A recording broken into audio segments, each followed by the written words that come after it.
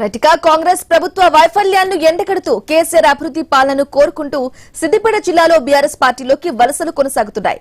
కోకునూరుపల్లి, గజ్వేల్, జగదేవ్పూర్ మండలాలకు చెందిన కాంగ్రెస్, బీఎస్పీ పార్టీల కీలక నాయకులు, మాజీ ప్రజాప్రతినిధులు, మాజీ మంత్రి హరీష్ రావు సమక్షంలో బీఆర్ఎస్ పార్టీలో చేరారు. వారికి గులాబీ కండువా కప్పి సాదరంగా పార్టీలోకి ఆహ్వానించారు. కాంగ్రెస్ ప్రభుత్వంపై హరీష్ రావు తీవ్ర విమర్శలు చేశారు. గతంలో సర్పంచ్లు చేసిన పనులకు బిల్లులు ఆపేసి వారిని తీవ్ర ఇబ్బందులకు గురి చేశారని అన్నారు. బిల్లులు ఇవ్వాలని అడిగినందుకు సర్పంచ్లను జైలు పాలు చేసింది కాంగ్రెస్ ప్రభుత్వం అని దుయ్యబట్టారు.